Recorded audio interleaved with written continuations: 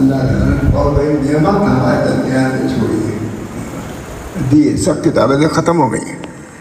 جتنی کتابیں سماوی تھیں اہل کے وہ کوئی ہے موجود, لیکن یہ قرآن موجود ہے. جب اس کو بھی زائل کرنے کے لیے کوشش ہوئی ہوتی ہے, لیکن الحمدللہ ابھی من نوعان موجود ہے. قرآن من نوعان موجود ہے. ایک نقطہ غلط پڑھ کر کے کوئی نکل نہیں سکتا ہے. 2-4 آدمی نکل آئیں گے کہیں گے کہ یہ ایسا ہے. اللہ تعالیٰ نے قرآن دیا ہم کو, رمضان دیا اور قرآن بھی دیا. بہت بڑی بات ہے. رمضان کی جیسی قدر ہے, ظاہر ہے کہ رمضان کی قدر قرآن کی وجہ سے ہے. لکھا ہے ماتانی کے حاشیے پر کہ روزہ جو فرض کیا گیا ہے وہ رمضان شریف کے روزہ جو فرض اس کے شکریہ میں ہوا ہے. روزہ کہ اتنا کرو اتنا کرو, سمجھ گئے, اس کے شکریہ میں روزے کی فرضیت ہے. یہ تو بہرحال مختصر سامنے تھی, یہ کتاب لے آیا. اللہ تعالیٰ اس کے فوائد سے ہم لوگوں کو مستفید فرمائے, اور اب سے جو کوتاہی ہوئی ہے اس کوتاہیوں کو اللہ معاف فرمائے. اور دل میں رہے گا مولانا ارادہ, کم سے ارادہ تو رکھیں. قرآن لیے بہت سے عورتیں تھیں, یہ بھی اللہ کلام ہے, یہ بھی اللہ, یہ تو کر سکتا ہے ہر آدمی. نہ مانا مطلب سمجھے ویسے پڑھو, اللہ تعالیٰ ثواب دینے والا ہے. تلاوت قرآن.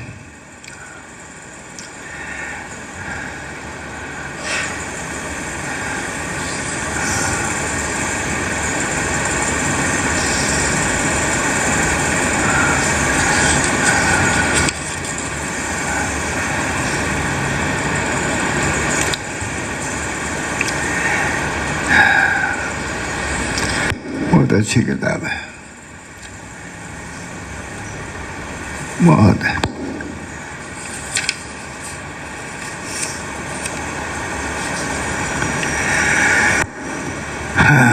تلاوت صحیح ہے, یعنی قرآن پاک کی تلاوت صحیح ہے فنائے نفس کا ذریعہ اور قلب میں جلا و نور کا وسیلہ ہے.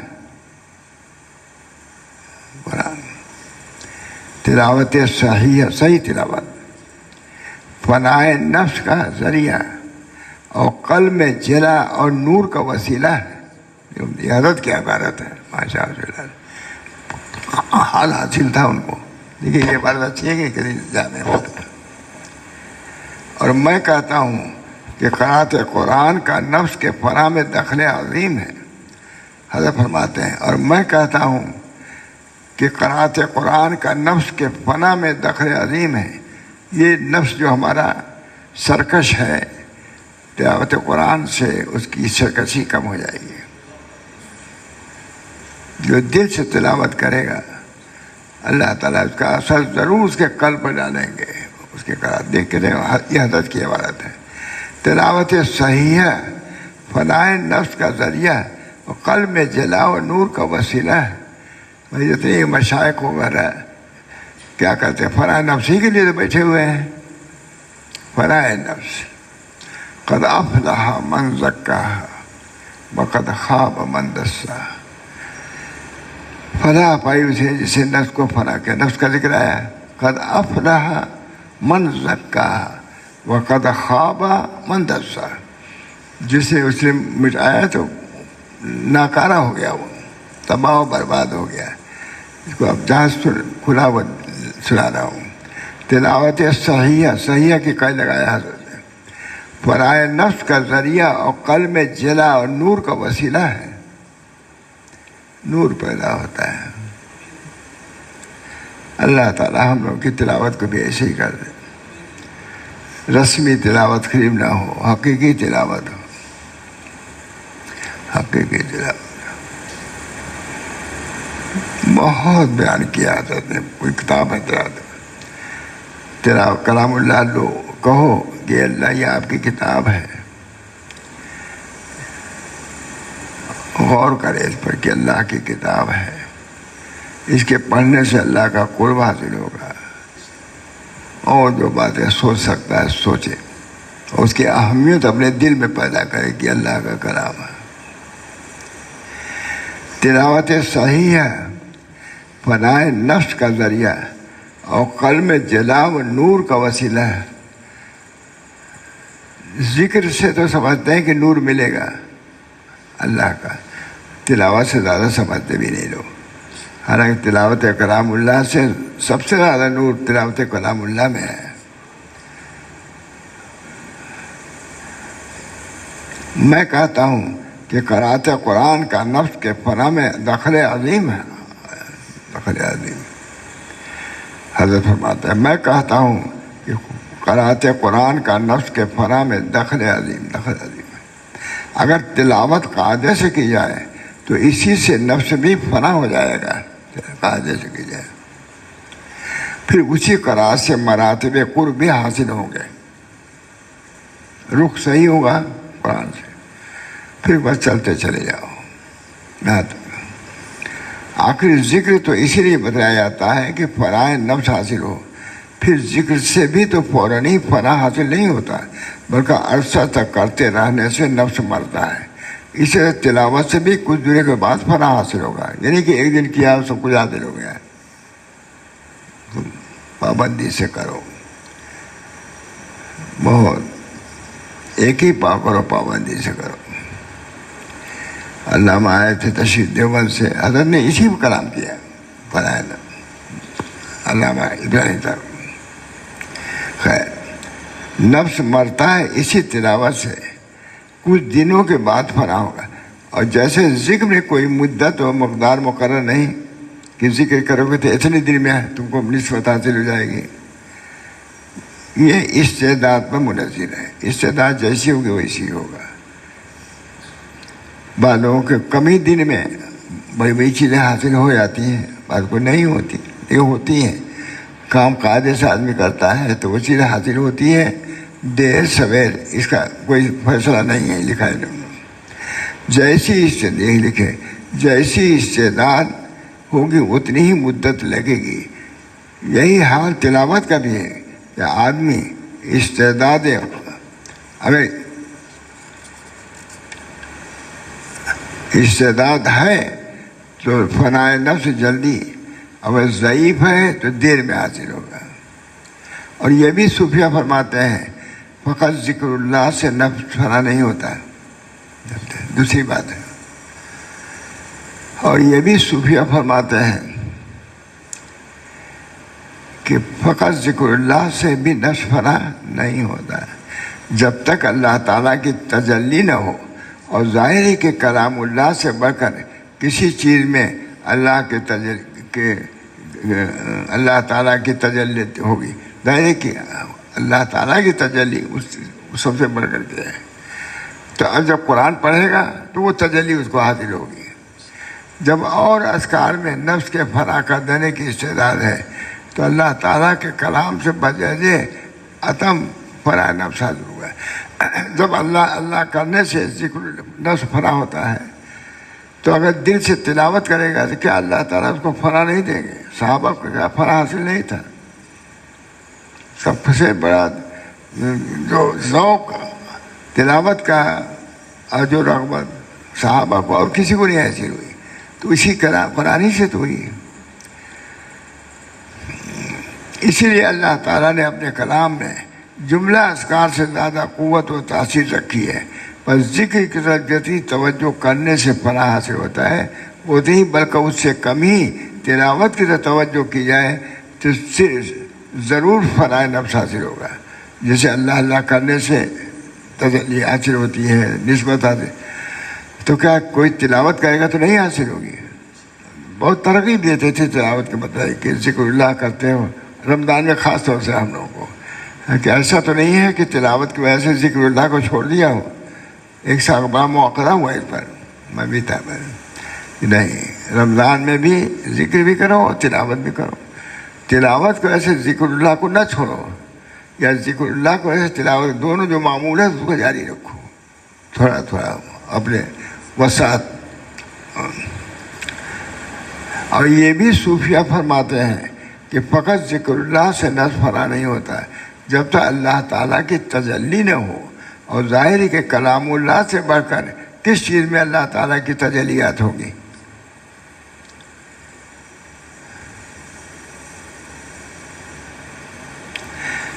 جب اذکار میں نفس کے فنا کرنے کی استعداد ہے تو اللہ تعالیٰ کے کلام سے بجے اولا فنا نفس حاصل ہوگا. اس لیے کہ اللہ تعالیٰ نے اپنے کلام میں جملہ اذکار سے قوت و تاثیر رکھی ہے. سبحان اللہ، الحمدللہ، یہ سب میں تسلیات ہیں، لیکن جو مل کر کے ہے وہ صرف قرآن میں رکھ دیا اللہ نے. بس اب اس میں جو مصلح ہے، شیخ ہے، وہ بتائے گا. بعد میں تلاوت کو منع بھی کر دیتے ہیں، تمہاری استعداد ابھی نہیں ہوئی کہ تلاوت تم کر سکو. ملا علی قاری نے لکھا ہے مجموع، اس میں مشکات کے شرح میں لکھا ہے کہ ایک عالم تھے، گئے ایک بزرگ سے بیٹھ ہوئے، وہ عالم نہیں تھے. تو پہلا کام یہ کیا انہوں نے، کہا تلاوت کلام اللہ نہ کرو. کہا تو دیا انہوں نے. یہ شور ہو گیا تمام ہر جگہ کہ یہ ایسا بزرگ ہے جو کلام اللہ ہی سے منع کرتا ہے نا. بہت اس پر ہے، مشکات میں دیکھا ہوگا اس کو، بہت شور. لیکن وہ ڈٹے رہے، کہا کہ نہیں، ذکر کرو، کلام اللہ نہ پڑھو.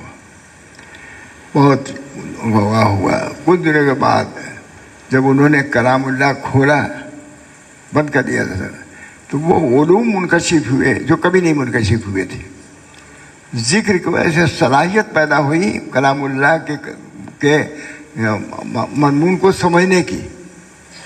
ذکر کی وجہ سے قلب میں رونق پیدا ہوئی، یا جو چیز بھی پیدا ہوئی، ملکہ پیدا ہوا، اسی سے کلام اللہ کی بات سمجھ میں آنے لگی. میرے خیال نے لکھا، ملا علی قاری نے لکھا ہے، واقعی بڑے شعر بس نے لکھا ہے اس کو. مصلح و مرشد کو چاہیے کہ بار بار اس سے کہتا رہے. پس اگر یہ کہا جائے کہ مبتدی کو اس سے نفع نہیں ہوتا تو کوئی تلاوت کرے گا ہی نہیں، اور انتہا تک شاید ہی کسی کے سے یہاں تک موت آ جائے، اس حالت میں وفات ہوگی.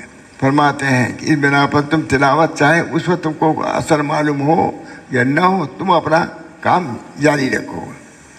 ہاں یہ بات ضروری ہے کہ مصلح و مرشد کو چاہیے کہ بار بار اس سے کہتا رہے کہ تلاوت دل سے کرو. یہ تو کہتا رہے تلاوت دل سے کرو، بہت سرسری اور لسانی مت کرو. بس اٹھایا تھوڑا سا پڑھ لیا رکھ دیا، یہ نہیں، مگر دل سے کہ اللہ کا کلام، یہ استحضار، یہ اللہ کا کلام ہے، اتنا کافی ہے. بزرگوں نے لکھا ہے کہ یہ کہو کہ اللہ کا یہ کلام ہے، اس کی تلاوت کرنے ہم جا رہے ہیں. اللہ تعالیٰ ضرور اس کے اندر اثر ڈالیں گے اور فیضیاب ہوگا. سرسری تلاوت پر جو وعیدیں ہیں اس کو سناتا رہے اور اس کا احتراز کا حکم کرتا رہے. امت میں تو ہر قسم کے لوگ ہیں، جوان بھی ہیں، بوڑھے بھی ہیں، مبتدی بھی ہیں، متوسط بھی ہیں، منتہی بھی ہیں.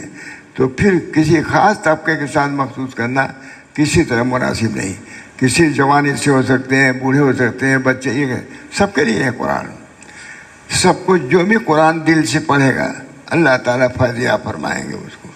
یہ ایمان یقین رکھے، انشاءاللہ ضرور اس سے وہ فیضیاب ہوگا اور اللہ کا راستہ وہ طے کرے گا. ہاں یہ دوسری بات ہے کہ تلاوت کرنے کی استعداد کے مطابق فائدہ ہوگا. ہاں جس کی استعداد عالی ہے ظاہر ہے کہ وہ زیادہ فائدہ اٹھائے گا، اور جو استعداد کم رکھتا ہے کم، لیکن ہوگا فائدہ سب کو. یہ لکھ رہے ہیں مبتدی کو. یہ کتاب ایسی ہے کہ حضرت نے کتنی قاری تیز صاحب کو بھی سنایا ہوگا، شاید علامہ کو بھی سنایا ہو. مجھے تو یاد آتا ہے جو آتا تھا اس کتاب کو سناتی، میں نے یہ لکھا ہے. ہاں یہ دوسری بات ہے کہ تلاوت کرنے والے کی استعداد کے مطابق فائدہ ہوگا. مبتدی کو اس کے استعداد کے مطابق، اور منتہی و متوسط کو اس کے استعداد کے مطابق، مگر فائدہ سب کو ہوگا. قرآن پاک سے فائدہ سب کو ہوگا. بس سب لوگ تلاوت کے مکلف ہیں، کوئی مستثنا نہیں. کہہ دیا صاحب، یہ نہیں کہ ہم لائق نہیں، وہ لائق نہیں، وہ ہے، وہ یہ ہوگا تو وہ ہوگا، کچھ نہیں. تم کو تلاوت کرنا ہے، چاہے نہ جی لگے رسمی تلاوت کرو، الفاظ کر لو، تاکہ اس کی برکت، تلاوت کی برکت تو حاصل ہوگی۔ اور قصہ سید علی محمود مغربی نے جب شیخ الوان حموی میں تصرف فرمایا جو مفتی و مدرس تو ان کو افتاء اور تدریس کے تمام کاموں سے منع فرمایا اور ذکر اللہ میں مشغول فرما دیا۔ تو جوہلا نے بڑی مذمت کیا کہ انہوں نے ان چیزوں سے روک دیا، ان کو کہا ابھی اس لائق نہیں ہوا ہے، اور قرآن سے روک دیا، ان چیزوں کی اجازت دیا۔ تو کہا شور ہو گیا کہ ایسا مولوی آیا ہے جو قرآن ہی سے روک دیا اس نے، تو بہت شور ہوا، لیکن کیا کہتے ہیں اس کو روک دیا۔ پھر سید علی ابن میمون کی یہ بات معلوم ہوئی کہ شیخ الوان حموی کبھی کبھی تلاوت قرآن کر لیتے ہیں، کوئی عالم تھے وہ تلاوت کرتے تھے، تو معلوم ہو گیا ان شیخ کو، تو ان سے بھی منع فرمایا، تو اس سے بھی منع فرما دیا ہے، جس سے ان کے متعلق کہنے لگے کہ یہ تو زندیق ہو گیا، پورا شہر مشہور ہو گیا کہ فلاں بزرگ جو ہیں وہ زندیق ہو گئے کہ قرآن پاک کی تلاوت سے منع کرتے ہیں۔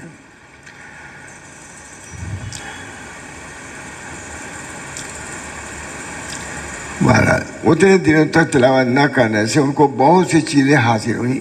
قلب کا آئینہ روشن، ذکر اللہ میں رہے، اس کی وجہ سے قلب میں روشنی پیدا ہوئی۔ جب روشنی پیدا ہوئی تو تلاوت سے فائدہ ہونا شروع ہو گیا۔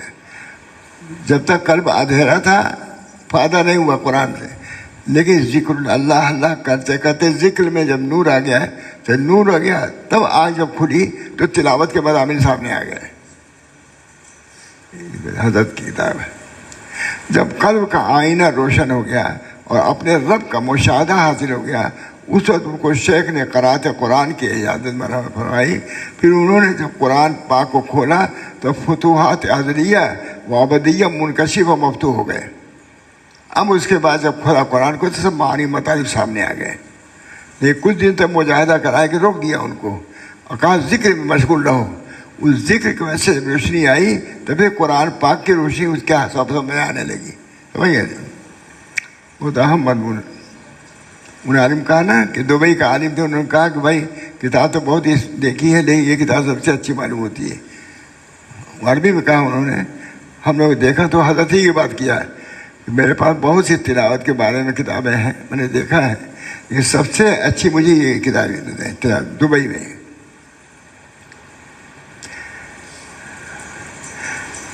بہت سی نظر اور ان کے قلب کا آئینہ روشن ہو گیا اور اپنے رب کا مشاہدہ حاصل ہو گیا۔ اللہ ہم لوگوں کے سب کے قلب کو روشن فرماتا ہے۔ ہمارے حضرت بہت فرماتے تھے، لڑکیوں سے فرماتے تھے، ہم لوگ فرماتے تھے قرآن سے تعلق پیدا کرو، قرآن کی روشنی بہت حاصل کرو۔ کچھ رمضان اور قرآن دونوں نور ہیں، دونوں کو ملا کے لے چلو۔ حضرت محمد احمد صاحب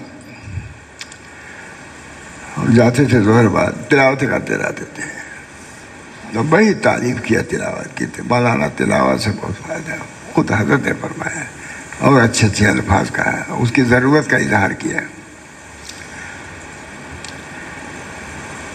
یہاں تک کہ ان کو بہت سی نئی چیز، جب آنکھ کھولا انہوں نے کچھ دنوں تلاوت بند کرنے کے بعد جب کھولا تو قلب منکشف، قلب میں انوار آ چکے تھے ذکر کے، جب اس انوار سے قرآن کو دیکھا تو قرآن بھی کھل گیا سامنے اور بہت سی چیزیں حاصل ہوئی، ان کے قلب کا آئینہ روشن ہو گیا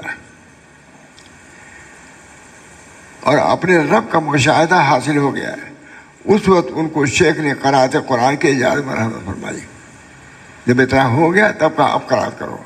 تو کیا ہوا پھر انہوں نے جب قرآن پاک کو کھولا تو فتوحات ازلیہ و ابدیہ منکشف مفتوح ہے، اب کھل گیا۔ پہلے بند کیا، ذکر سے اس کو کھولا، جب کھل گیا پھر قرآن کے معانی کھل گئے۔ بہت اہم مضمون ہے اور نیا مضمون ہے، اس کو ملا علی قاری نے بہت شد و مت سے پورا ترجمہ ہے۔ یہ پہلے قرآن کی تلاوت ہی سے منع کر دیا اور ذکر اللہ میں رکھا، بس ذکر کرو۔ ذکر اللہ سے یکسوئی ہو گیا، اللہ اللہ کر رہا آدمی، تو اس کی وجہ سے نور آیا، اس نور کے اندر صلاحیت پیدا ہوئی پھر قرآن کو سمجھ سکے وہ. ہر ترتیب ہے کہ نہیں؟ لیکن یہ وہ راستہ ہے جس کا نہیں الٹا سیدھا ہے، جو چاہے جو کہے. یہ وہ کیا ہے یہ وہ ہاں جامع، بھول گیا تھا میں. یہ وہ جامع ہے جس کا نہیں الٹا سیدھا ہے. اب جو تصوف آیا ہے تو وہ اسی قسم کا ہے. یہ وہ جامع ہے جس کا نہیں الٹا سیدھا. سیدھا جامع یہ تلاوت کلام اللہ، اس کے ذریعے سے ذکر اللہ کی نفی نہیں ہے. ذکر اللہ کرو لیکن تلاوت بھی کرو. ہمارے عزیز تھے حضرت کے گویا کے عزیز تھے وہ، تو انہوں نے کچھ دنوں کے لیے حافظہ ان کا دا کمزور تھا، تو پڑھتے تھے تو بہت بھولتے تھے بہت. اور پھر یہ ذکر وغیرہ تو بھی کچھ چھوٹ ہی گیا. میرے سامنے کی بات ہے کہ ذکر کو کیوں چھوڑے؟ تلاوت سے تم کو تلاوت کا نور ملے گا، لیکن ذکر کے نور سے محروم ہو جاؤ گے. سامنے کی بات، میں چونکہ حافظ نہیں تھا اس قسم کا، ان کو کہا کہ نہیں تم تلاوت بھی کرو تاکہ تلاوت کا نور شامل حال ہے. اللہ تعالیٰ ہم سب لوگوں کو صحیح طریق سمجھنے کی بھی توفیق دے. مشائخ سمجھاتے ہیں، بہت سمجھاتے ہیں. خیر، اس وقت ان کو شیخ نے قرات جب کھل گئے، سینہ جب کھل گیا تو شیخ نے قرات قرآن کی اجازت مرحمت فرمائی. پھر انہوں نے جب قرآن کھولا تو فتوحات ازلیہ و ابدیہ منکشف و مفتوح ہو گئے، کھل گئے سب دروازہ کھل گیا. قرآن میں بڑے علوم ہیں مولانا، بڑے معارف ہیں. بزرگوں نے اس پر پوری بحث کیا ہے. ہم تو فتوحات ربانی رکھی ہوئے ہیں، فتوحات الہیہ قرآن کی تو تفسیر ہوئی ہے. دیکھا ہے ایسے ایسے معانی، ایسے ایسے مطالب اللہ بنی، پڑھتا ہی چلا جائے. لیکن دعا کیجیے اتنی صلاحیت پیدا ہو جائے، اسے کچھ عکس کرنے کی بھی توفیق ہو جائے. انہوں نے جب قرآن پاک کو کھولا، کچھ دنوں کے لیے بند کر دیا تھا، مرید کو کھولا تو فتوحات ازلیہ و ابدیہ منکشف و مفتوح ہو گئے، اور ان کے لیے معارف و عوارف کے خزانے کھل گئے. کیا بند ہو گیا؟ اللہ نے بند نہیں، سب جاری ہے. ہم لوگ اپنا بند کیے ہوئے ہیں، سب بند کیے ہوئے ہیں. دماغی سینے تک نہیں پہنچتے، دل تک نہیں پہنچتے، تو دل کی بات کیسے ملے گی؟ اللہ تعالیٰ جب کھولا تو فتوحات ازلیہ و ابدیہ منکشف مفتوح ہوئے، اور ان کے لیے معارف اور عوارف کے خزانے کھل گئے. اس کے بعد سید علی نے اس سے فرمایا کہ اب تم تلاوت کر سکتے ہو.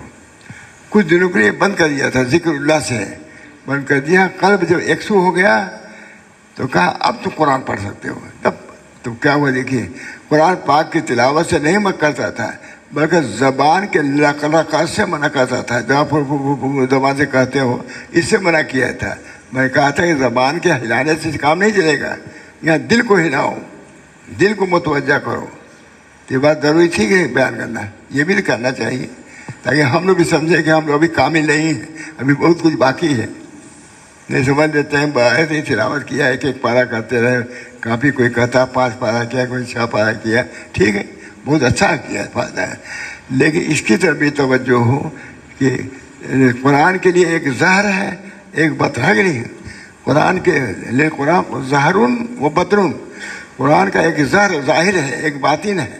اور زہر تو سب کو سامنے کھل سکتا ہے، لیکن باطن جو اس کا باطنی جو ہے وہ تو کچھ کرنا ہوگا تب ملے گا. خون دل پینے کو، لخت جگر کھانے کو یہ غذا ملتی ہے، جانا تیرے دیوانے کو.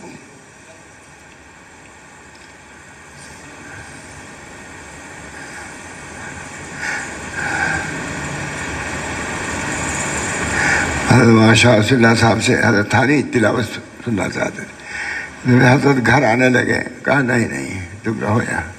وہ چاہتے تھے کہ حضرت سے ماشاء رسول اللہ صاحب سے ہم قرآن سنیں. بڑی تفصیل ہے بہت اس کے اندر. حضرت نہیں آنے دیا، اپنے یہاں رکھا، تم پڑھاؤ. بلکہ زبان کے لقلقہ، یہ بکواس سے منع کرتا تھا. اور اسی شان لقلقہ اسی تلاوت جو کہ صرف ظاہری زبان سے ہو، اس کے بارے میں وعیدیں آئی ہیں. تلاوت کر رہا ہے صرف زبان سے کر رہا ہے، لیکن دل اس کے اندر شریک نہیں ہے. ان سے قبر کو واللہ. تو اس کے متعلق یہ کہتا ہوں کہ سید علی میمون شیخ کامل تھے، ان پہ اعتراض نہیں کیا جاتا. انہوں نے عالم کو منع کیا تھا قرآن کی تلاوت بند کیجیے، بند کیا. تو تمام شہر کے لوگ جیسے علماء نے کہا کہ وہ کیا ہے، بدیر شخص ہے جسے فلاں شیخ کو تلاوت سے منع کر دیا. تو اس کو کہہ رہے ہیں کہ ہم نے اس لیے بند کیا تھا کہ دل جب محفوظ ہو جائے گا تو پھر اس کے بعد علوم و معارف کے دریا بہنے لگیں گے. یہی ہوا ہے. یہ بہت حضرت سناتے تھے قرآن، مجلس میں سناتے رہتے تھے. سید علی محمود کامل تھے، ان پر اعتراض نہیں کیا جا سکتا. ہو سکتا ہے کہ ان عالم کے حال کے مناسب شیخ نے یہ سمجھا ہو کہ ان کو جو دنوں کے لیے قرار سے روک دیا ہے، ان کو کچھ دنوں کے اس لیے ان کو کچھ دنوں کے لیے قرار سے روک دیا جائے. جب ذکر اللہ کر کے نسبت مع اللہ و توجہ اللہ حاصل ہوا، اس کے بعد تلاوت کا حکم دے دیا. پھر سینہ کھل گیا، پھر تلاوت سے بھی مزہ آنے لگا اور سب کچھ جاری ہو گیا. بہت سناتے تھے مجھ سے. میں سمجھتا علامہ کو بھی سنایا ہوگا، علامہ ابراہیم بلیاوی کو بھی سنایا ہوگا. قاری صاحب کو تو سنا ہی ہوگا، قاری تیز صاحب کو. اور بہت شان سے سناتے تھے بہت. اس کے بعد تلاوت کا امر فرمایا. لہذا ایک خاص طریقہ ایک مخصوص شخص کے لیے تھا جو قاعدہ کو لے نہیں ملتا، بلکہ مخصوص واقعہ لا عموم رہا کبھی سے. لیکن ہر آدمی یہ نہ کرے. حضرت لکھ رہے ہیں مسئلے، وہ لکھ رہے ہیں کہ ہر آدمی یہ شروع نہ کرے، تلاوت بند کرنا شروع کر دے سب کا. کہا اس کے اندر عموم نہیں ہے. انہوں نے شیخ نے سمجھا ہوگا کہ یہ تو تلاوت کرتے ہی ہیں سب کو ہے ہی، ذرا ان کو باطن کی ہوا چلاؤ، میدان دکھاؤ. تو وہ آنکھ بند کرنے پر منحصر تھا، اس وجہ سے ان کو کرا. ہم لوگ کہیں تو وہ بھی گیا سب گیا، ختم ہو جائے گا. سمجھ گئے؟ بس عام طور پر یہی کہا جائے گا کہ ذکر اللہ کے پابندی کے ساتھ کلام اللہ کی تلاوت کرو اور جی لگا کر کرو اور دل پر اثر لے کر کرو. اس سے قلب میں صفائی بھی ہوگی اور جلا اور نور پیدا ہوگا. عام بات یہ نہیں کہ اس کو بند کیا جائے. یہ حضرت تحقیق کر رہے ہیں اپنی. یہ حضرت کی بھی رائے نہیں ہے کہ بند کرایا جائے. بند کرانے سے ان کو فائدہ ہوا، ضروری نہیں کہ اور لوگوں کو نہ ہو. بس عام طور پر یہی کہا جائے گا کہ ذکر اللہ کی پابندی کے ساتھ ساتھ کلام اللہ کی تلاوت کرو اور جی لگا کر کرو، دل پر اثر لے کے کرو، اور اس سے قلب میں صفائی بھی ہوگی اور جلا اور نور بھی حاصل ہوگا. مگر کچھ دنوں تک مداومت سے کرنے کی ضرورت ہے. یہ نہیں کہ چند دن کیا پھر چھوڑ دیا. بہرحال پوری کتاب اسی پر ہے. اللہ تعالیٰ بہت عمدہ کتاب سب ہے. اللہ تعالیٰ ہم سب لوگوں کو اس کے اوپر عمل کرنے کی توفیق بنتا ہے.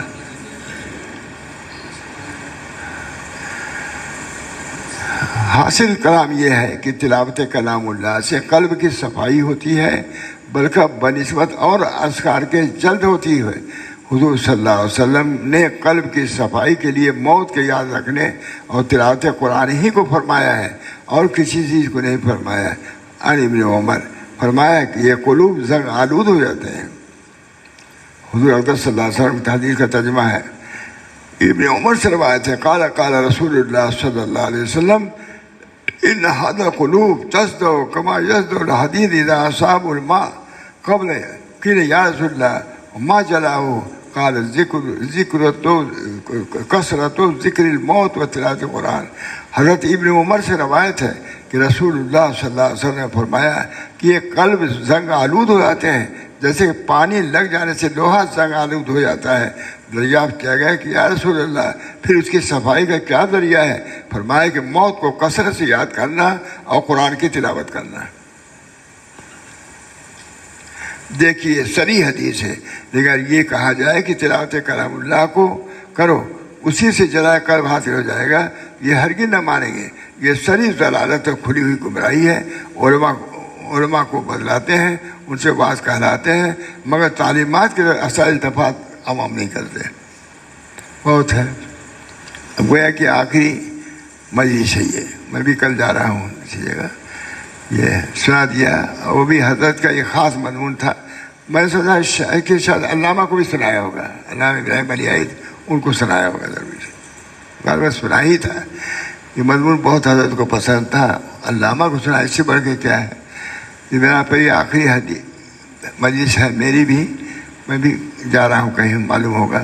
اللہ تعالیٰ وہاں جانا بھی بابرکت ثابت ہو، مفید ثابت ہو کچھ ہی دنوں کے لیے. اب بلایا انہوں نے، بڑے خلوص سے بلایا، تب جا رہا ہوں. اسے جی نہیں چاہ رہا تھا، اب بھی جی نہیں چاہتا کہیں جائیں گے. لیکن یہ کہ آنے جانے سے کچھ فائدہ بھی ہوتا ہے مجھ سے. بہت سے لوگ نہیں آ پاتے کہیں، آسانی سے ملاقات ہو جاتی ہے اور پھر کچھ نہ کچھ وہ فائدہ بڑھتا ہے. اسی کی برکت سے لوگ آتے رہتے ہیں، اسی کی برکت سے. اللہ تعالیٰ ان سفروں کو بھی اللہ تعالیٰ مفید بنائے اور ہمارے لیے ہر بھلائی کا دروازہ کھولنے کا ذریعہ بن جائے. ہمیں آپ لوگ 2-3 دن تو رہنا ہی ہے آپ لوگوں کو، مگر رہیں گے انشاءاللہ. میں تو امید بعد آؤں گا یہاں، جیسے مناسب ہو، مناسب طریقے سے. بہت دن رہ چکے، اسی طرح 2-3 دن کاٹ دیجیے خوب عمدہ طریقے سے. خوب اس کے لیے دعا کیجیے، ہمارے بچوں کے لیے دعا کیجیے، جو لڑکے رہیں گے ان لوگوں کے لیے دعا کیجیے. کئی آدمی جا رہے ہیں. دعا کی درخواست ہے کہ سلسلہ جارے کچھ نہ کچھ اس سلسلے سے نفع ہے کہ نہیں مانا، کچھ نفع ہے. اس بنا پر یہ جاری و ساری رہے تو بہت اچھا ہے. کہیں اس قسم کا سلسلہ کہیں نہیں رہتا. یہاں ہے اس کو غنیمت شمار کیجیے. میرے لیے بھی دعا کیجیے کہ مجھے بھی عمل کی توفیق ہو، میرے بچوں کے لیے بھی، پورے دائرے کے لیے، ادارے کے لیے بھی دعا کریں. یہاں لکھنے پڑھنے کا کام بھی ہوتا ہے الحمدللہ، کتابت تعلیم، اور یہ بھی کام ہوتا ہے. اللہ سب کاموں کو جاری کرے. دعا کیجیے. اللہم صلی اللہ علیہ وسلم، اللہم صلی اللہ علیہ وسلم، اللہم صلی اللہ.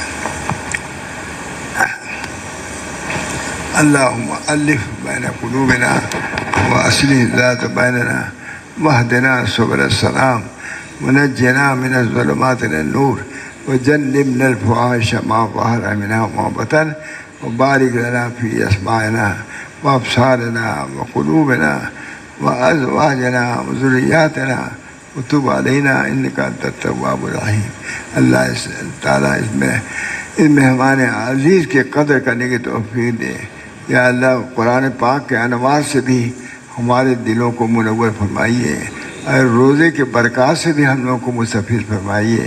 اور یہ مہینہ بقول حضرت مولانا محمد احمد صاحب کے کہ اس میں ضرور کچھ آپ لوگ حاصل کر لیجیے، ضرور کچھ حاصل کیجیے. بادشاہ رسول اللہ صاحب بھی برابر اپنے لڑکیوں کو کہلاتے تھے بھائی رمضان ختم ہو رہا ہے، ضرور اس میں کچھ حاصل کرو. جب اتنی اہمیت ہمارے بزرگوں نے خود ہماری زبان سے کہلایا ہے، اس وجہ سے میں اس کو بیان کرتا رہتا ہوں. اللہ تعالی ہم سب لوگوں کو رمضان شریف کے فیض و برکات سے مالا مال فرمائے. بہت سے حضرات سفر کر کے یہاں آئے ہیں، اس کے لیے بھی تو اللہ تعالیٰ ان کے سفر کو قبول فرمائے، اور اپنی محبت سے، اپنی نسبت سے، اپنے تعلق سے ہم سب لوگوں کو سرفراز فرمائے.